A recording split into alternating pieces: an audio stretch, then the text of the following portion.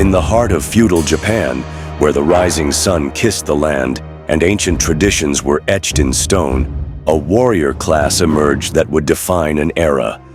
Their story is one of honor, discipline, and fierce loyalty. They are the samurai. The legend of the samurai is not just a tale of warriors. It is a tale of a way of life, one that transcended time and left a legacy that still echoes in the modern world. The samurai were not born out of mere need for warriors. They were a symbol of a shifting society.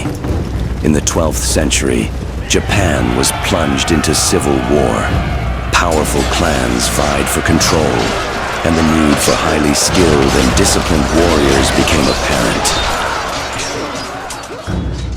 These warriors were called to arms, skilled in combat with the katana, the sword that would become synonymous with their name. But to the samurai, the katana was more than just a weapon. It was an extension of their very soul. The samurai were not only warriors, they were highly trained in martial arts, strategy, and philosophy. To become a samurai was to embrace a life of rigorous discipline. Their training began at a young age, focusing on not just physical strength but mental acuity, as well as a strong moral code. A samurai was expected to master the art of Bushido, the way of the warrior. This code outlined the virtues that a true samurai must live by: rectitude, courage, benevolence, respect, honesty, honor, and loyalty. It was a way of life that emphasized duty above all else. The samurai were also students of Zen Buddhism. Their practice of meditation helped them find balance and clarity, enabling them to make calm and calculated decisions in the heat of battle.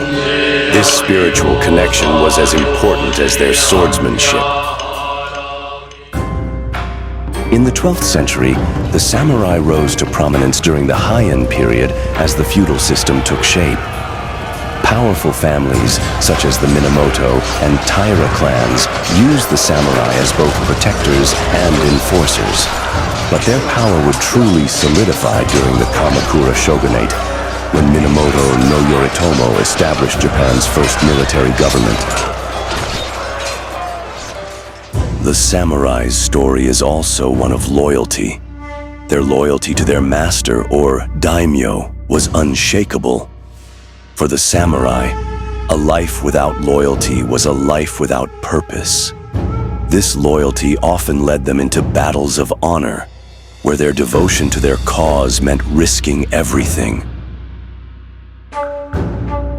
And when honor was compromised, the samurai were bound to one of the most solemn practices, seppuku, or ritual suicide.